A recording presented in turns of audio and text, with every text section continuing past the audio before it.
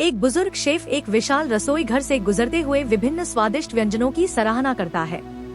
गोरेंग नाम का एक आदमी एक इमारत में जागता है और उसके साथी त्रिमा उसे बताता है कि यह 48वां स्तर है और वे गड्ढे नामक जगह पर हैं। जेल के हर स्तर पर 2 लोग हैं और हर महीने कैदियों को बेहोश करके एक अलग स्तर पर ले जाया जाता है। गोरेंग को बताया जाता है कि इस जेल में खाना बहुत जरूरी है। तिमागासी ने देखा कि नीचे और ऊपर के लोग एक दूसरे से बात नहीं करते। अलार्म बजता है और बीच में बने एक छेद से आधे खाए हुए खाने से भरी एक बड़ी मेज उनकी कोठरी में उतर आती है। त्रिमागासी खाने को चटखारे लेकर खाने लगता है, जबकि गोरेंग घृणा से देखता रहता है। जाहिर है कि खाने को उनकी कोठरी तक पहुंचने से पहले उनके ऊपर की 47 मंजिलों से नीचे उतारा गया था। गोरेंग में से एक बिना खाया हुआ सेब उठाता है और बाद में खाने के लिए अपनी जेब में रख लेता है। जैसे ही मेज उनके नीचे वाली कोठरी में उतरने लगती है, त्रिमा खाने पर थूक देता है और गोरेंग की आपत्तियों के बावजूद बची हुई शराब पी जाता है। मेज पूरी तरह से अगले स्तर पर पहुंच जाने के बाद कोठरी असहनीय रूप से गर्म होने लगती है। त्रिमा समझाता है कि जब तक मेज उनके फर्श पर है तब तक खाना सिर्फ उनका है। सेब रखने की सजा के तौर पर पहरेदारों ने तापमान बढ़ा दिया है। तापमान तभी कम होता है जब गोरेंग सेब को छेद से नीचे मेज पर फेंकता है। पता चला कि गोरेंग ने मान्यता प्राप्त डिप्लोमा पाने के बदले में 6 महीने के लिए गड्ढे में रहने की इच्छा जताई थी। आखिरकार वह त्रिमा से अपनी कहानी साझा करता है। एक दिन एक छोटी सी बात पर वह बूढ़ा आदमी आग बबूला हो गया और उसने अपना टीवी खिड़की से बाहर फेंक दिया।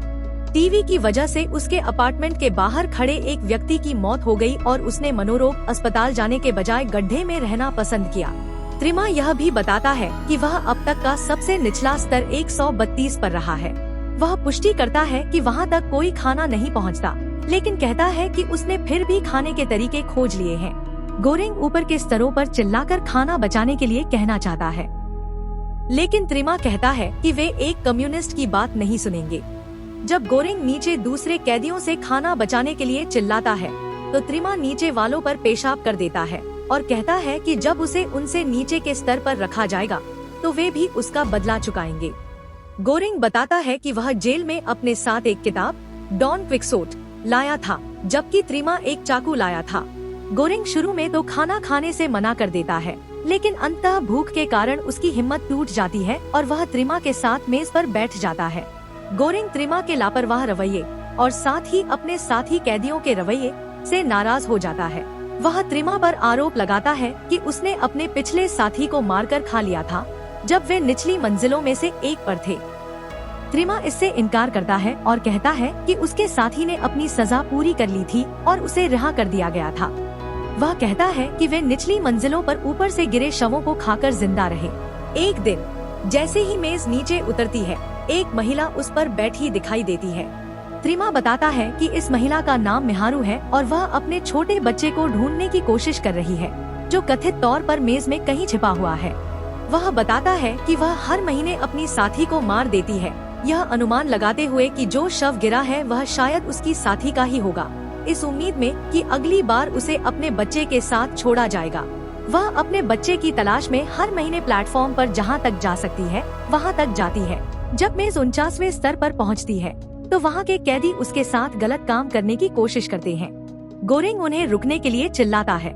मिहारू उन दोनों आदमियों को मार देती है और नीचे उतरना जारी रखती है। कई दिनों के बाद गोरेंग कम सभ्य और त्रिमा जैसा हो जाता है। लेवल 47 पर अपनी आखिरी रात में त्रिमा कबूल करता है कि उसे गोरेंग पसंद आने लगा है, हालांकि उसे नहीं लगता कि गोरेंग में उसके साथ रहने लायक क्षमता है। त्रिमा कहता है कि उसकी सजा पूरी होने में बस 2 महीने बाकी हैं। जब गोरेंग की नींद खुलती है तो वह खुद को बिस्तर से बंधा हुआ पाता है और त्रिमा उसके ऊपर चाकू लिए खड़ा है। उन्हें 171वीं मंजिल पर ले जाया गया है। लोग यह जानकर चीख रहे हैं कि वे कहाँ हैं और कई लोग गड्ढे में कूदकर आत्महत्या कर लेते हैं। त्रिमा बताता है कि अगर उसने गोरेंग को नहीं बांधा होता तो गोरेंग अंततः भूख से उसे मार डालता, क्योंकि गोरेंग जवान है और उसकी हालत बेहतर है। त्रिमागसी की योजना है कि वह जितना हो सके उतना लंबा उपवास करे और धीरे धीरे गोरेंग को विकृत करे ताकि वे दोनों उसका मांस खा सकें। जब गोरेंग त्रिमा को हत्यारा कहता है तो वह कहता है कि यह उनके ऊपर वालों ने ही किया है। जब प्लेटफॉर्म नीचे उतरता है तो खाने के लिए मेज पर हड्डियां भी नहीं बचती। थोड़ी देर बाद त्रिमा गोरेंग के पैर पर नक्काशी शुरू कर देता है। त्रिमागासी अपना अंगभंग पूरा कर पाता उससे पहले ही मेहारू प्लेटफॉर्म पर आ पहुंचती है। वह त्रिमा को घायल कर देती है और गोरेंग को आजाद कर देती है। आजाद होने के बाद गोरेंग त्रिमा को मार डालता है। वह और मेहारू त्रिमा को खा जाते हैं। इससे पहले कि वह प्लेटफॉर्म पर और नीचे गिरे, गोरेंग को त्रिमा के साथ बातचीत करना और मेहारू के साथ संबंध बनाने का भ्रम होने लगता है। गोरेंग मुश्किल से महीने के अंत तक जीवित बचता है। गोरेंग की नींद खुलती है और उसे इमोगुरी नाम की एक नई सेलमेट मिलती है, जिसके साथ एक कुत्ता भी है। वे खुद को 33वें स्तर पर पाते हैं। इमोगुरी उस प्रशासन के लिए काम करती थी जो पिट को चलाता है। वह कहती है कि यहाँ 200 स्तर हैं और अगर हर कोई केवल उतना ही खाए जितना उसे चाहिए तो नीचे तक पहुँचने के लिए पर्याप्त भोजन होगा। शेफ प्रत्येक कैदी का पसंदीदा भोजन भी तैयार करते हैं। जैसे ही प्लेटफॉर्म नीचे आता है, इमोगुरी नीचे के कैदियों से केवल उतना ही खाने के लिए कहती है जितना उन्हें चाहिए, लेकिन वे उसकी बात नहीं मानते। अगले हफ्तों तक इमोगुरी निचले स्तर के लोगों से विनती करती रहती है कि वे सिर्फ उतना ही खाएं जितना उन्हें चाहिए। वे तभी मान पाते हैं जब गोरेंग खाने में मल त्यागने की धमकी देता है। हालांकि वे अपने से ऊपर के स्तर के लोगों को खाना सीमित करने के लिए राजी नहीं कर पाते। इमोगुरी का मानना है कि गोरेंग ही वह व्यक्ति हो सकता है जो कैदियों को एकजुट करके समाज के लिए बलिदान दे सकता है। एक दिन मेहारू प्लेटफॉर्म पर गंभीर रूप से बीमार पाई जाती है। दोनों उसका इलाज करते हैं, लेकिन जब मेहारू होश में आती है तो वह इमोगुरी के कुत्ते को मार देती है। जैसे ही मेहारू नीचे उतरती है और उस पर हमला करने की कोशिश करने वाले एक और अपराधी को मार देती है, इमोगुरी कहती है कि मेहारू की कहानी झूठी है। वह कहती है कि मेहारू ने एशियाई मर्लिन मुनरो बनने के बदले में स्वेच्छा से बिना किसी बच्चे के जेल में प्रवेश किया था। खुद को भरोसेमंद साबित करने के लिए इमोगुरी बताती है कि उसे कैंसर है और उसने सिर्फ अंदर मौजूद लोगों की मदद करने के लिए ही इस जेल में प्रवेश किया था। इमोगुरी अपने कुत्ते के खोने से गम में डूब जाती है। एक महीने बाद गोरेंग खुद को 202वें स्तर पर पाता है। जब उसकी नींद खुलती है तो वह देखता है कि इमोगुरी ने खुद को फांसी लगा ली है, शायद इसलिए क्योंकि उसे पता चला था कि प्रशासन ने उससे झूठ बोला था कि जेल कितना गहरा है।